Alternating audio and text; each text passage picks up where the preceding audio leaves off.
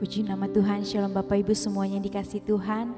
Saya yakin dan percaya kita semua dimanapun kita berada, kita senantiasa dalam anugerah Tuhan, senantiasa dalam pertolongan Tuhan, senantiasa dalam hadirat Tuhan. Amin. Sebab itulah yang kita rindukan dan itulah yang kita perlukan hari-hari ini Bapak Ibu terus saudaraku sekalian.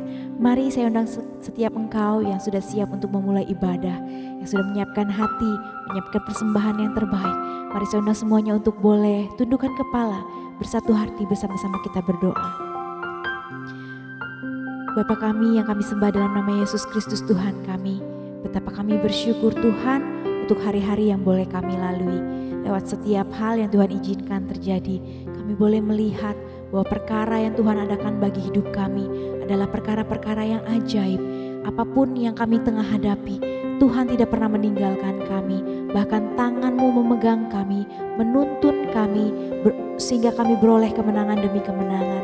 Kami bersyukur Tuhan untuk segala hal yang Tuhan izinkan. Dan kami bersyukur kami boleh hidup sampai hari ini dalam anugerah Tuhan, dalam berkat Tuhan.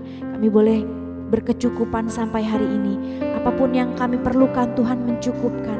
Terima kasih Tuhan untuk berkat-Mu yang lebih daripada apa yang kami minta, lebih dari apa yang kami doakan. Kami tahu Tuhan, Engkau adalah Allah yang selalu memberikan yang terbaik bagi kami. Terima kasih Tuhan, terima kasih. Haleluya, bersama-sama kita katakan amin.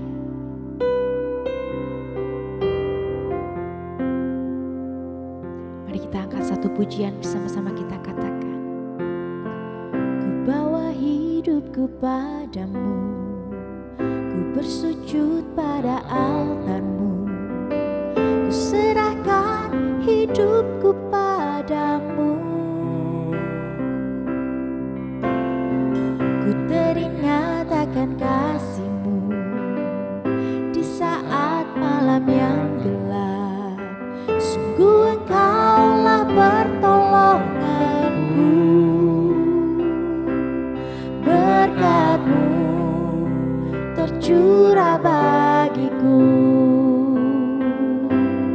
berkat-Mu yang memeliharaku. Seperti anggur yang manis, Kau menghias hidupku, berkat-Mu lebih dari cukup.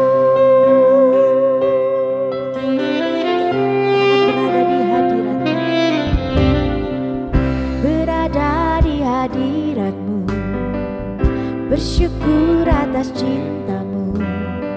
Sungguh Engkau yang memeliharaku. Ku teringat akan kasih-Mu di saat malam yang gelap. Sungguh Engkaulah pertolonganku,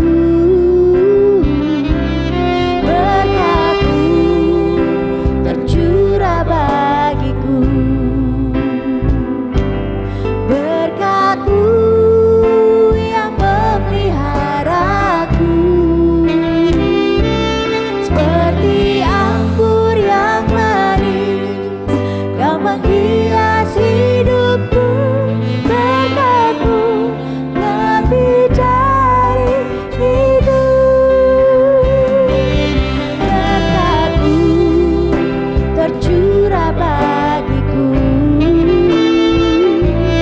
berkat-Mu yang memeliharaku. Seperti anggur yang manis, Kau menghias hidupku, berkat-Mu lebih dari hidup. Berkat-Mu tercurah bagiku, berkat-Mu yang memeliharaku. Seperti anggur yang manis, Kau menghias hidupku, berkat-Mu lebih dari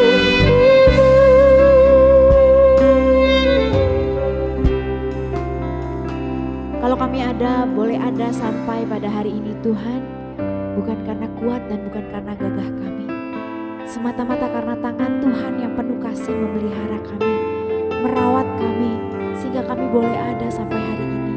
Untuk itu Tuhan, kami bawa hati kami bersyukur di hadapan-Mu. Kami bawa hati kami untuk bersyukur, sebab Tuhan Engkau yang memberkati kami. Engkau Allah yang memberkati kami. Engkau Allah yang memberkati kami. Berkat-Mu tercurah bagiku, berkat-Mu yang memeliharaku, seperti anggur yang manis, Kau menghias hidupku. Berkat-Mu lebih dari syukur, berkat-Mu tercurah bagiku, berkat-Mu yang memeliharaku,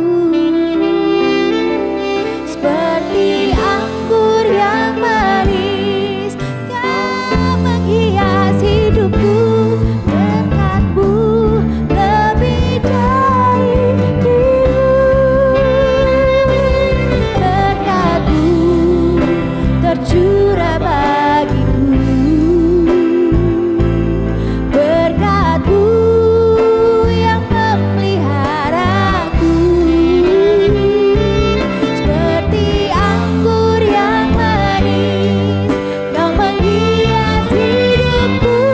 Berkat-Mu lebih dari cukup, berkat-Mu tercurah bagiku, berkat-Mu yang memeliharaku, seperti anggur yang manis, Kau menghias hidupku. Berkat-Mu lebih dari cukup, berkat-Mu lebih dari cukup, berkat-Mu lebih dari cukup.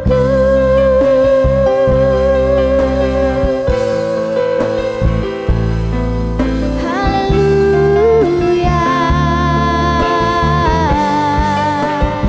Terima kasih ya Abah, berkat-Mu melimpah dalam hidupku Tuhan. Sungguh besar, sungguh ajaib perbuatan tangan-Mu. Yesus, Kau mulia, Kau sungguh baik. Tidak dalam maya shikarabataralaba. Sungguh besar anugerah-Mu dalam hidupku. Sungguh Tuhan, terima kasih Yesus. Syaralalala maya shikaralabaya se.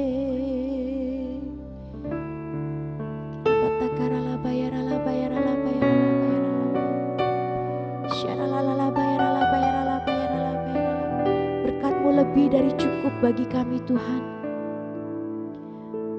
Berkat damai sejahtera, berkat sukacita, berkat penyertaan, kesehatan, kekuatan, itu semua berkat yang Tuhan limpahkan dalam hidup kami.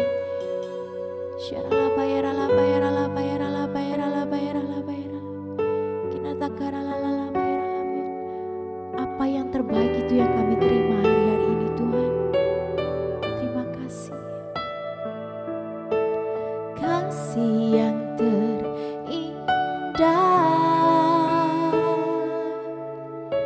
telah ku terima. Kasih kasih yang terbesar darimu Yesus.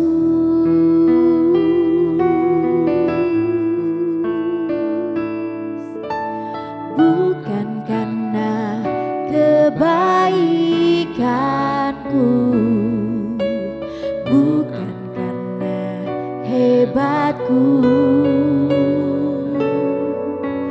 namun oleh anugerah kemurahan-Mu Tuhan. Engkau baik, Engkau baik, sungguh baik bagiku.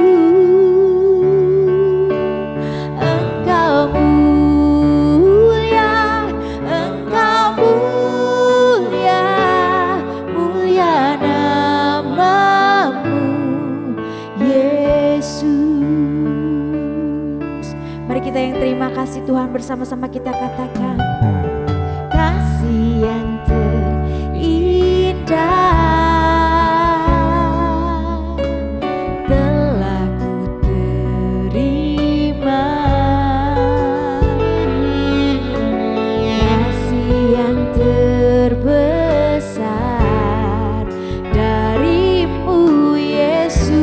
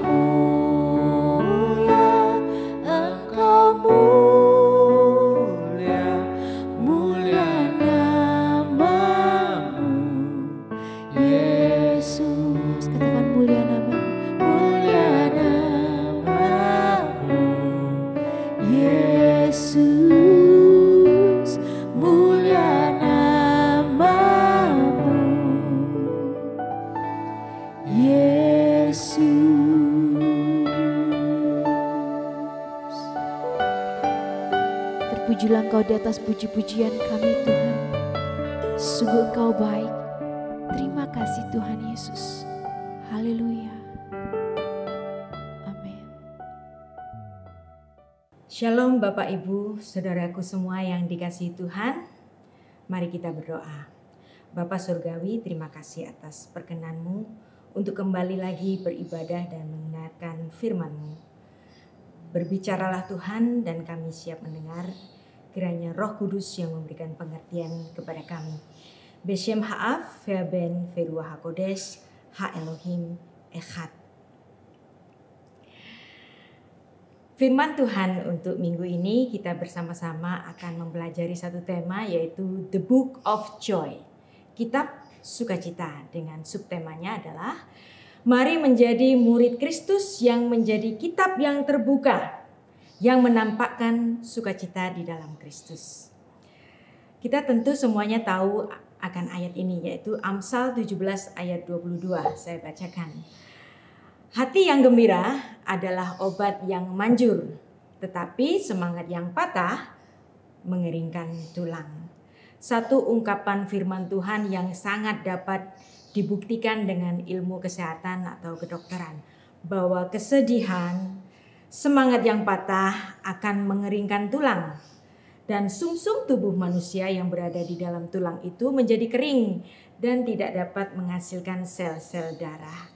Ada dua jenis sumsum dalam tulang itu, yaitu sumsum merah yang dikenal sebagai jaringan mieloid, sel darah merah, keping darah, dan sebagian besar sel darah putih dihasilkan oleh sumsum merah. Kemudian ada sumsum kuning, menghasilkan sel darah putih yang warnanya ditimbulkan oleh sel-sel lemak yang banyak dikandungnya. Kanker darah dikenal sebagai leukemia. Penyakit ini merupakan jenis kanker yang terjadi akibat tumbuhnya sel abnormal dalam darah yang kemudian menyerang sel-sel darah putih. Nah, padahal sel darah putih itu dihasilkan oleh sumsum tulang belakang, ini berfungsi untuk melindungi tubuh dari benda asing atau penyakit yang berbahaya. Jadi tubuh akan rentan karena penyakit lain saat kesehatan sel darah putih ini terganggu. Maka sesuai dengan firman tadi, Amsal 17 ayat 22, bergembiralah, berbahagialah, bersyukurlah senantiasa di dalam Tuhan, seperti yang dikatakan juga oleh Rasul Paulus dalam Efesus 5 ayat 20. Jangan biarkan tulangmu menjadi kering. Jadi bersukacitalah. Jangan biarkan diri kita ini dibelenggu oleh ketidakpuasan, ketakutan, kesedihan, dan ketakutan. Nah, biasanya orang yang kurang berbahagia sampai pada titik terendah dia ingin mati. Bahkan hal yang fatal, seseorang itu bisa bunuh diri. Bunuh diri itu sebenarnya dari kekecewaan yang besar karena apa yang diinginkannya atau dicintainya atau diharap-harapkannya itu tidak dia dapatkan. Dan ini seringkali menimbulkan penyesalan dan kemudian mengakibatkan suatu keinginan untuk bunuh diri. Sebenarnya orang-orang yang ingin bunuh diri atau sampai melakukan bunuh diri itu sebenarnya mereka adalah orang-orang yang meminta tolong. Maka ketika kita memiliki teman atau saudara-saudara kita, anggota keluarga kita yang sedang bersedih hati, mari kita saling memberikan penghiburan satu sama lain. Nah, beberapa tahun lalu kita banyak mendengar serentetan artis-artis Korea, K-pop itu bunuh diri pada saat mereka ada di puncak karirnya. Ini suatu hal yang aneh. Mereka cantik, mereka terkenal, mereka dipuja. Tapi kenapa pada puncak karirnya itu mereka bunuh diri?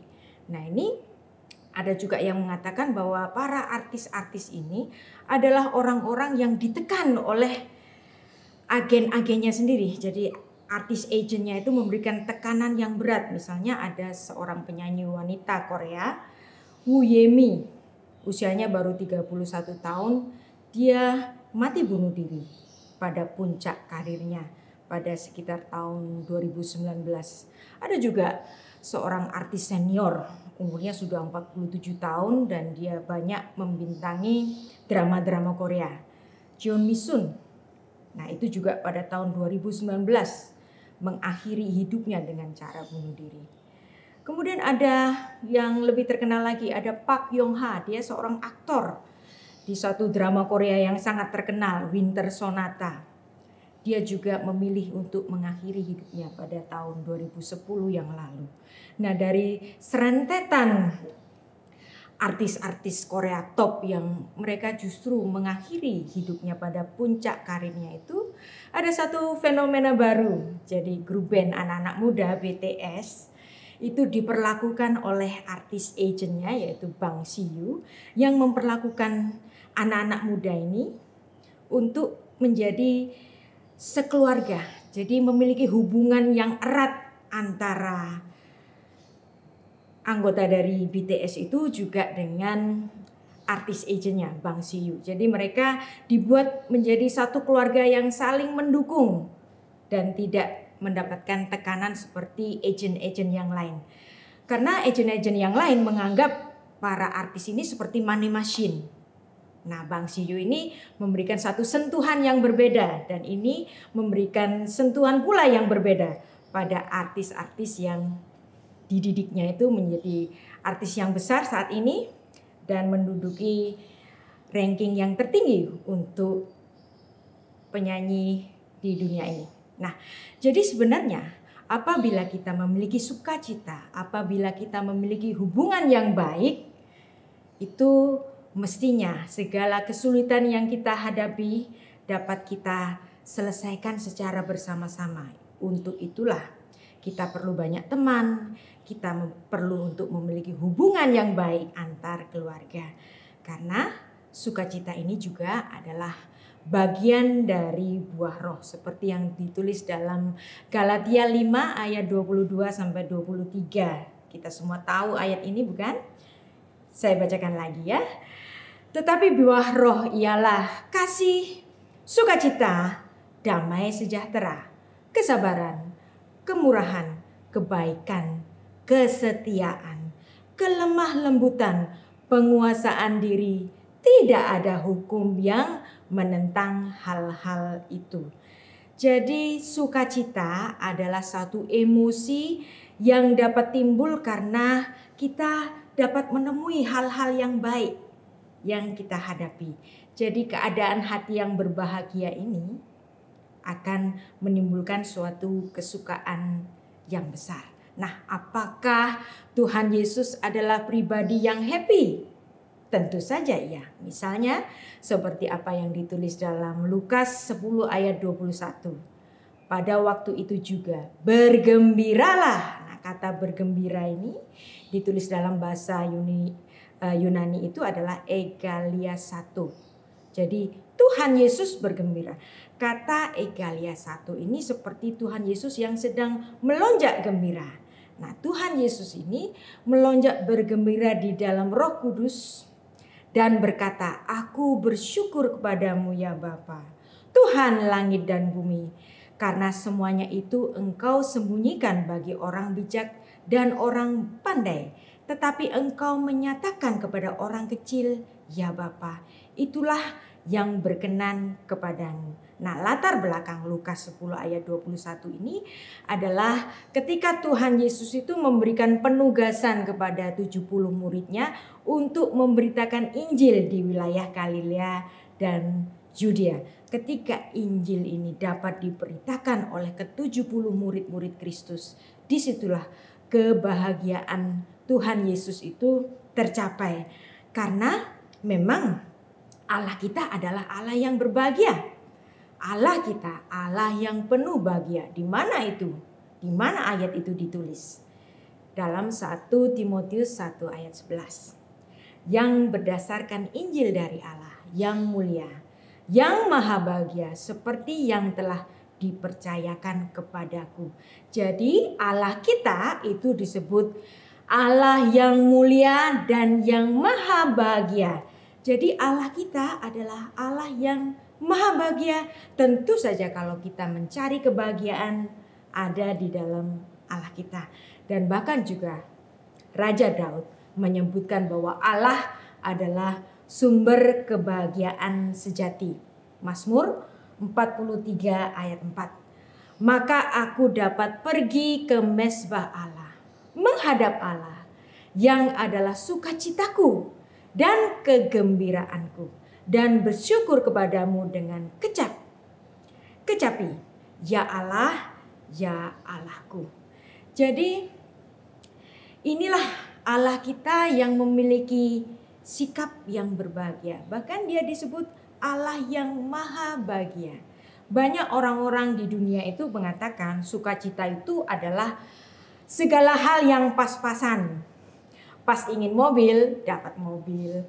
Pas perlu rumah, dapat rumah. Pas ingin plesir, pas pula duitnya untuk jalan-jalan.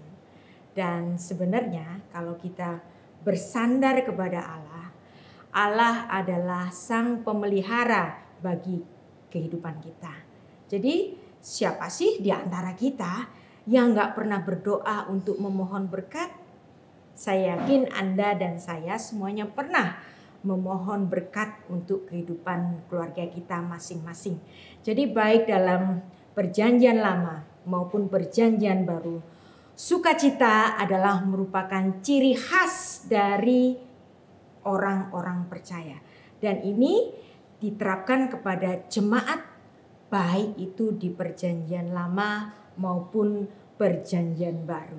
Nah, kalau Anda sering membaca berita-berita di internet, ya, dalam Detikcom misalnya yang ditayangkan pada 8 Januari 2022 yang lalu, itu Detikcom itu mengutip satu laporan yang dirilis oleh BPS bahwa BPS ini merilis satu laporan ada 10 provinsi yang paling berbahagia di Indonesia tahun 2021.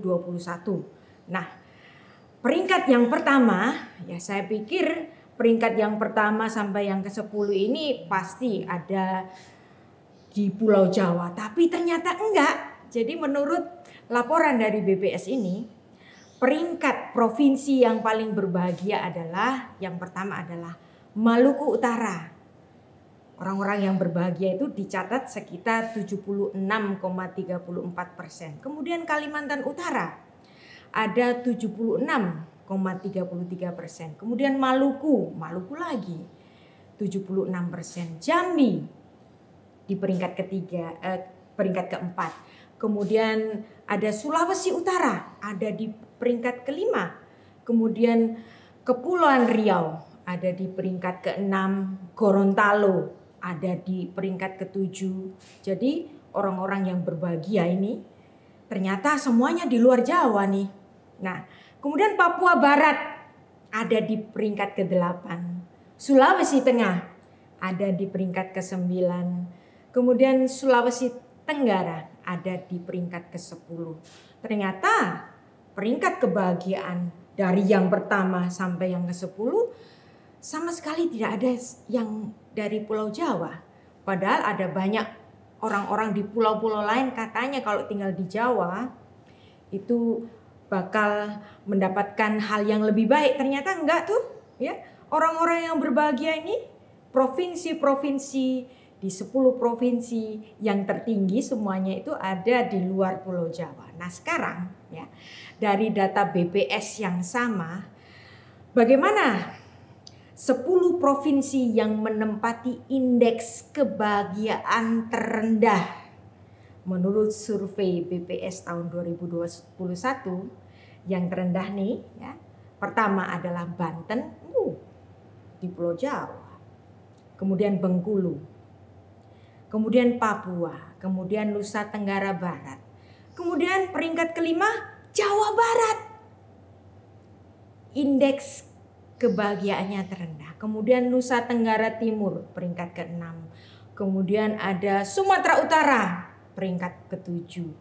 Peringkat ke-8 DKI Jakarta. Nah mungkin gara-gara mereka pilih pemimpin kali ya pada waktu itu. Nah kemudian peringkat ke-9 Aceh, peringkat ke-10 Sumatera Barat. Nah, jadi ternyata Pulau Jawa menempati indeks kebahagiaan terendah dan indeks kebahagiaan tertinggi justru ada di luar Jawa. Nah, apa sih bahagia itu? Bahagia adalah ketika Anda dan saya itu dapat mengecap kebaikan Allah. Nah, misalnya dalam Mazmur 34 ayat 9 menulis demikian. Kecaplah, bahasa Ibraninya ta'amu, dan lihatlah, bahasa Ibraninya ur'u. Betapa baiknya Tuhan itu. Berbahagialah orang yang berlindung kepadanya. Jadi kecaplah dan lihatlah. Nah, ayat ini menarik. Mazmur 34 ayat 9 ini. Perhatikan urutannya. Kecap dulu baru lihat. Ini beda dengan kebiasaan kita hari ini. Biasanya hari ini kalau kita mau ke restoran, lihat Instagramnya dulu. Restoran ini menunya apa, masakannya apa, yang khas apa. Lihat menunya, lihat bentuk masakannya, baru kemudian kita ini kayaknya asik nih makanan ini. Baru nanti kita mengecap. Ketika kita di restoran pun kita melihat dulu, baru kita mengecap. Tapi itu bukan tatanan Alkitab. Tatanan Alkitab adalah kecap dulu, rasakan dulu, baru engkau akan tahu betapa baiknya Tuhan itu. Jadi bahagia itu bicara tentang emosi dan perasaan. Bahwa Tuhan yang memelihara kita itu memenuhi kebutuhan emosional kita. Dan dari situ kita dapat melihat, oh Tuhan itu baik. Tuhan itu memelihara kita. Mungkin hari ini kita mengalami kemalangan. Tetapi perlindungan Tuhan itu senantiasa menyertai umatnya. Nah, setelah itu mari kita akan bersama-sama belajar tentang satu kitab sukacita, yaitu The Book of Joy. Dan kitab sukacita ini dikenakan pada satu kitab yang ditulis oleh Rabi Saul, yaitu Rasul Paulus. Nah, apakah sukacita yang dimaksud dalam kitab Filipi ini orientasinya itu materi? Ternyata tidak, ya. Ada ayat yang terkenal dari kitab Filipi ini. Filipi 1 ayat 21. Karena bagiku hidup adalah Kristus dan mati adalah keuntungan. Tapi sebelum kita membahas kitab Filipi ini, mari kita membaca dulu kitab Kisah Para Rasul di mana Paulus ini menuliskan kitab Filipi ini. Nah, jadi latar belakangnya itu ada dalam kitab Para Rasul pasal 16 ayat 19 sampai 34. Jadi apa sih yang dimaksud dengan kitab sukacita ini? Dan kenapa dalam Filipi ini Paulus di dalam sukacitanya itu mengatakan demikian. Karena bagiku hidup adalah Kristus, mati adalah keuntungan. Mari kita baca Kisah pasal 16 ayat yang ke-25.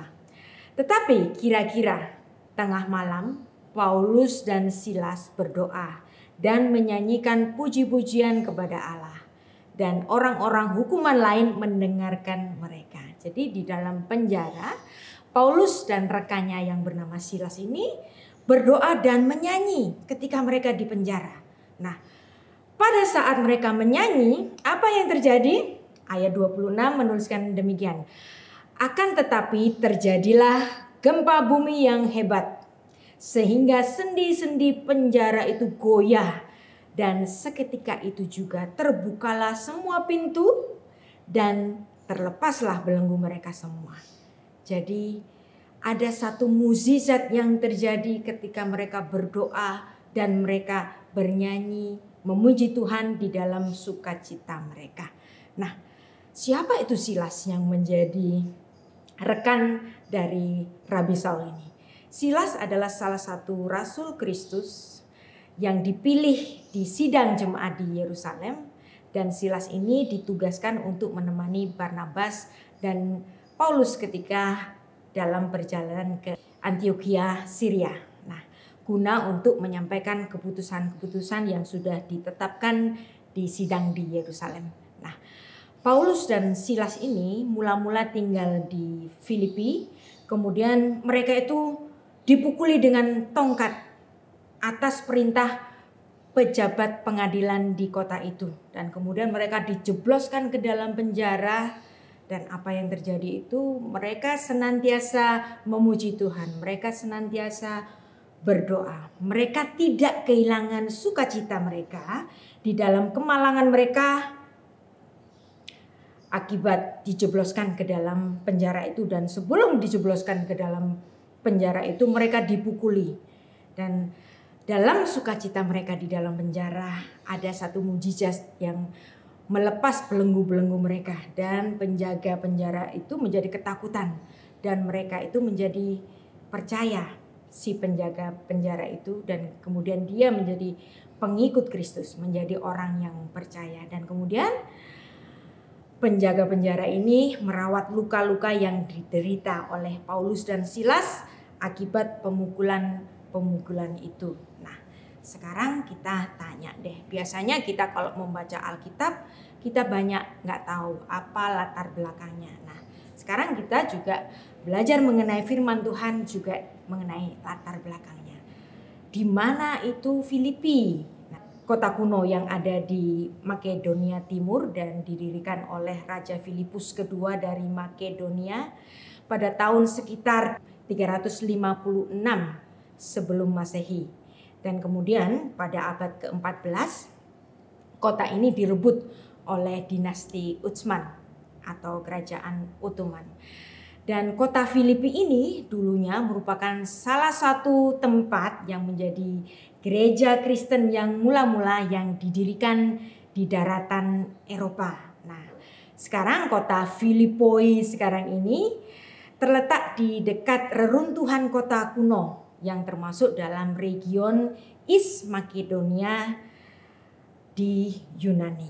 Nah, jadi apa sih kitab Filipi ini? Jelas tadi latar belakangnya sudah kita ketahui. Kitab ini ditulis ketika Rasul Paulus ada di dalam penjara.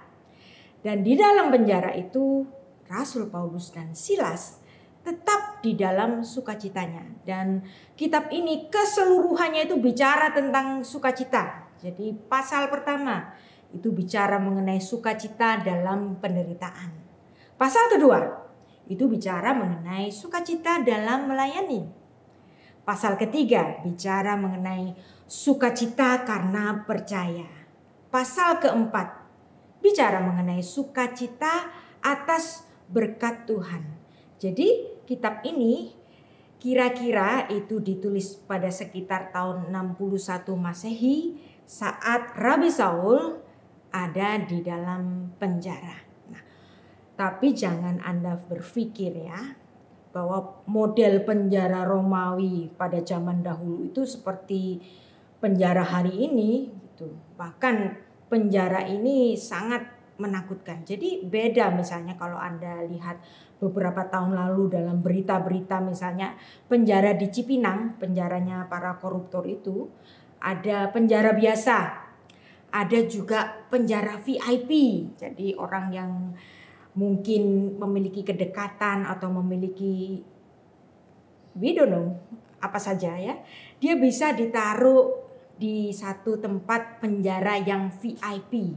Ada AC-nya, ada kulkasnya, ada TV-nya. Nah, bisa dengan bebas teleponan gitu kan. Nah, itu penjara yang ada sekarang ini. Ada yang biasa, ada yang VIP, tergantung ya. Tapi kalau dalam penjara zaman Romawi dahulu, penjara itu letaknya ada di bawah tanah. Gelap, pengap, makin berat perbuatan kriminal orang itu, semakin ia ditaruh pada bagian yang paling bawah. Nah, penjara yang tidak mengenakkan ini, justru disitulah tempat Rabi Saul itu menuliskan kitab sukacitanya di tempat yang menakutkan seperti ini.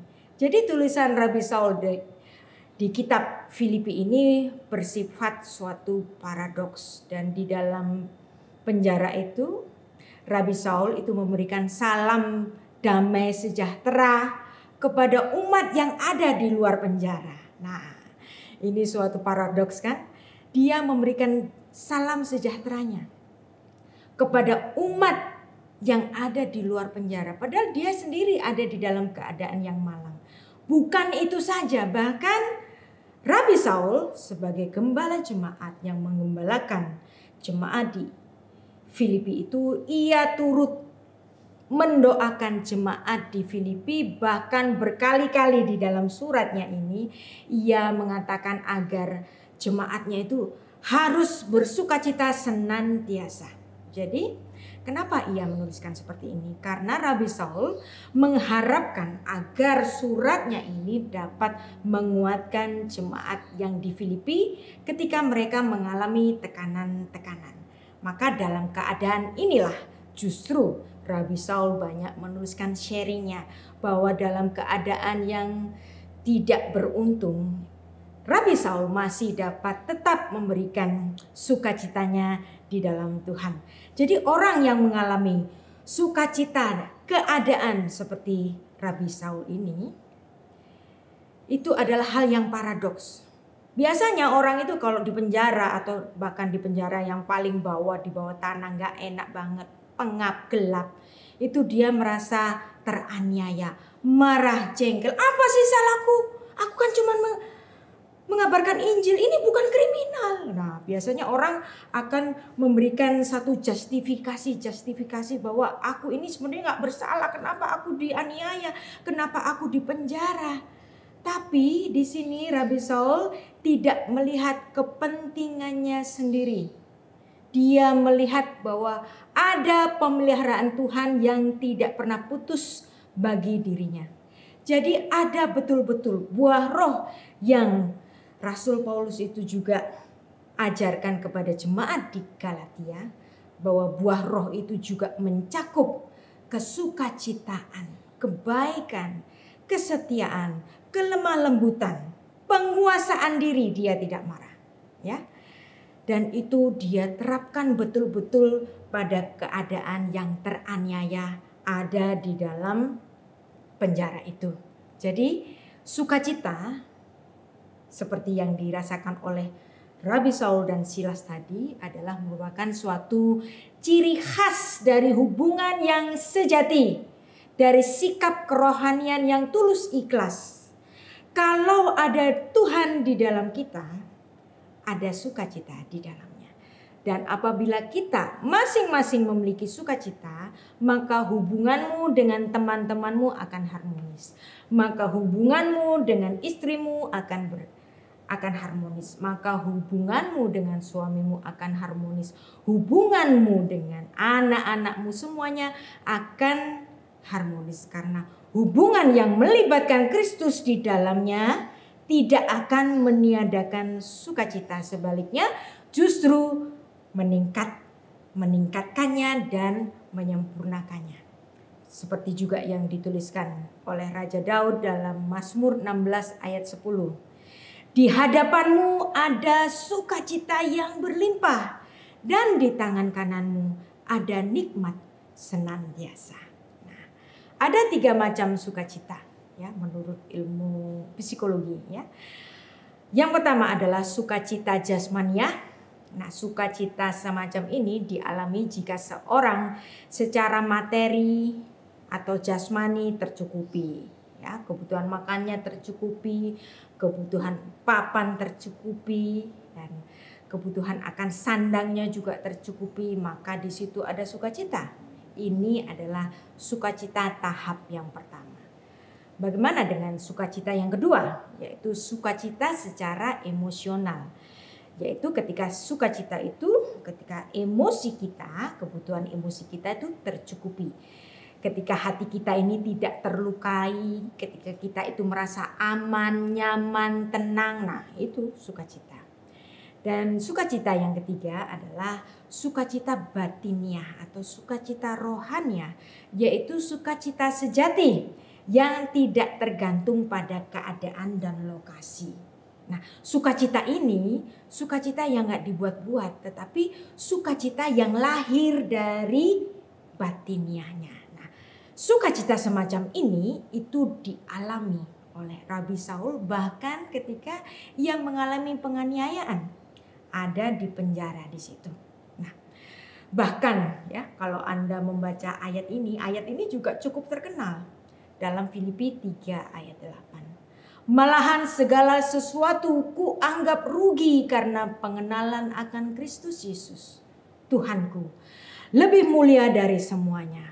Oleh karena Dia, aku telah melepaskan semuanya itu dan menganggapnya sebagai sampah supaya aku memperoleh Kristus. Jadi, sukacita batiniah rohaniah yang seperti ini adalah satu sukacita yang tidak tergantung dengan kondisi dan situasi. Nah, sukacita ini pula juga ditampakkan dalam kehidupan Rabi Saul ketika Rasul Paulus itu ada di kota Listra.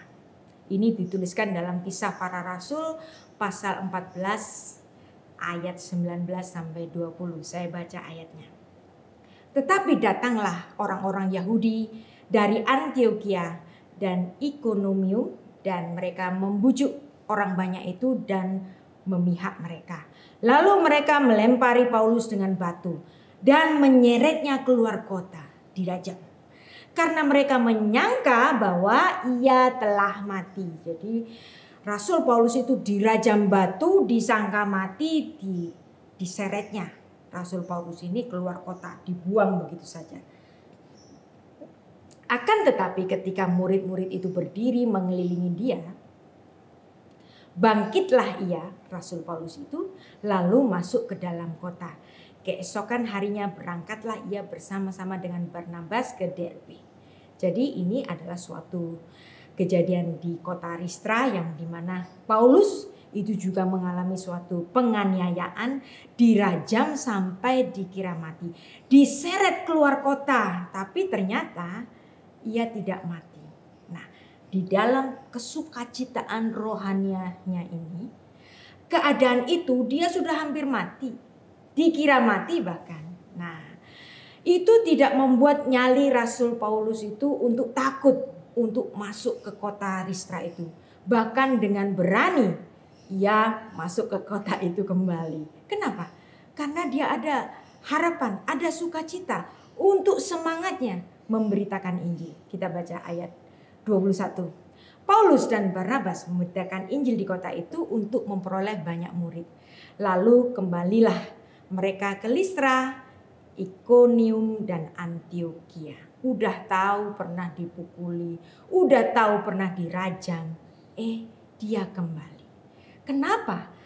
Rasul Paulus memiliki sukacita, optimisme dan kebahagiaan sedemikian. Ini juga seperti apa yang ditulis dalam Filipi 1 ayat 21. Karena bagiku hidup adalah Kristus, mati keuntungan. Nah, sesuatu hal yang luar biasa. Ketakutan yang biasanya dialami oleh banyak orang itu dapat ditiadakan oleh karena sukacitanya dan semangatnya untuk memberitakan Injil.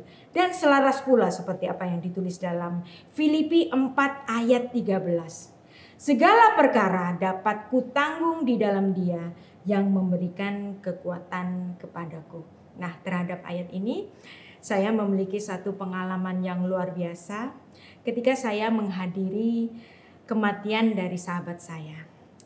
Sahabat saya ini seorang perempuan yang pada saat itu baru berusia sekitar 30 tahun lebih. Dan dia memiliki seorang putra yang masih kecil. Kira-kira waktu itu umurnya 7 tahun. Dan ketika melihat ibunya meninggal dan kita semua berada di dalam kebaktian penghiburan, saya bertanya kepada anak ini, Ivano, apa yang kamu rasakan? Kamu gak usah khawatir ya, Karena mama sekarang sudah ada di surga bersama Tuhan Yesus. Dan secara luar biasa, Ivano kecil ini berkata, aku percaya kalau mama sudah berada di surga. Dan untuk aku gak usah khawatir. Karena ada tertulis, segala perkara dapat kutanggung di dalam Dia yang memberi kekuatan kepadaku. Nah, berserang waktu yang lama ketika mamanya ini sudah dikuburkan, kemudian papa dari Ivano ini tanya kepada saya, Bu Rita, kalau nanti ada satu ayat yang bagus ditaruh di pusarannya istri saya ini, ayat apa ya yang bagus gitu. Lalu saya cerita kepada si papa ini, Filipi 4 ayat 13 saja, karena itu adalah ayat yang diucapkan oleh putramu sendiri, yaitu dia mengatakan segala perkara dapat kutanggung di dalam Dia yang memberikan kekuatan kepadaku. Nah, saya juga saat ini sedang mengingat peristiwa itu sehingga saya juga merasa emosi, ya, karena saya melihat suatu iman yang ada di dalam anak kecil itu. Jadi kitab sukacita ini sungguh memberikan dampak kepada kita semua, bahkan kepada Ivano kecil tadi, putra dari sahabat saya yang meninggal dalam usia muda. Jadi seperti apa yang dituliskan dalam Filipi 4 ayat 4-7. Bersukacitalah senantiasa di dalam Tuhan. Sekali lagi kukatakan, bersukacitalah. Segala perkara apapun yang terberat dapat kita tanggung di dalam Dia. Karena Tuhan yang memberikan kekuatan kepada kita. Nah, jadi biarlah ini juga memberikan satu pancaran kebahagiaan bagi orang-orang di sekitar kita. Seperti apa yang ditulis dalam Filipi 4 ayat 5. Hendaklah kebaikan hatimu diketahui semua orang. Tuhan sudah dekat. Nah, apa maksud dari Tuhan sudah dekat ini? Apakah Tuhan sudah dekat ini dalam maksud eskatologi? Bukan, ya. Menurut konteks ayat ini, Tuhan yang dekat itu adalah Tuhan yang senantiasa dekat dengan kita. Tuhan yang senantiasa bersama-sama dengan kita. Kalau Tuhan bersama-sama dengan kita, mari kita baca ayat selanjutnya. Filipi 4 ayat 6. Janganlah hendaklah kamu khawatir tentang apapun juga. Tetapi nyatakanlah dengan segala keinginanmu kepada Allah dalam doa dan permohonan dengan ucapan syukur. Ayat 7. Damai sejahtera Allah yang melampaui segala akal akan memelihara hati dan pikiranmu di dalam Kristus Yesus. Jadi dengan mempelajari kitab Filipi, ya, nanti Anda baca semuanya secara penuh.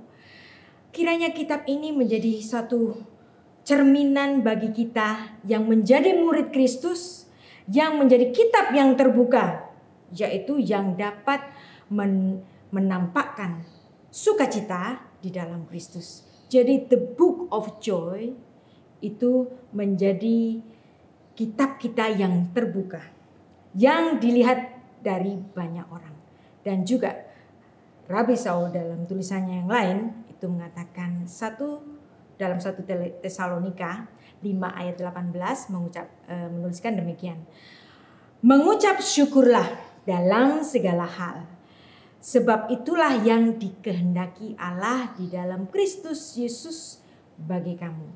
Kita dapat mengucap syukur ketika kita memahami Allah yang dekat dengan kita. Ketika kita betul-betul memahami ketika Allah menjadi gembala kita. Nah, seperti ayat satu pasal yang amat terkenal yang ditulis oleh Raja Daud, Mazmur 23 ayat 1-6. Raja Daud di situ menuliskan, Tuhan adalah gembalaku, takkan kekurangan aku. Kalau Tuhan adalah gembala kita, tidak akan kita itu akan kekurangan. Maka mari kita bersama-sama berbagi kebahagiaan untuk saudara-saudara kita, untuk orang-orang dekat kita. Seperti yang ditulis di dalam 1 Tesalonika 5 ayat 18, mengucap syukurlah dalam segala hal. Di dalam pengucapan syukur, di situ ada kedamaian hati. Apabila kita berdamai dengan segala kesulitan kita, kita berdamai dengan orang-orang yang nyebelin kita, kita berdamai dengan kesengsaraan kita. Dan dari situ kita dapat melihat, oh mungkin dalam keadaan ini Tuhan sedang mengajarkan sesuatu yang mahal bagi kehidupanku supaya aku dapat merasakan kesulitan orang lain. Dan bagaimana aku dapat merasakan Tuhan yang memelihara kehidupan kita. Dan marilah kita bersama-sama menjadi kitab yang terbuka, kitab sukacita bagi orang-orang di sekeliling kita. Mari kita berdoa. Bapa Surgawi, terima kasih atas firman yang Kau berikan kepada kami. Untuk kami senantiasa bersukacita. Dan kehidupan kami menjadi satu kitab yang terbuka bagi orang-orang yang melihat kehidupan kami. Sehingga di dalam kehidupan kami ada cerminan Allah Sang Pemelihara kami. Beshem Ha'af, Fehaben, Veruah HaKodesh, Ha-Elohim, Echad. Di dalam nama Bapa dan Putra dan Roh Kudus, Allah yang Esa. Amin. Shalom.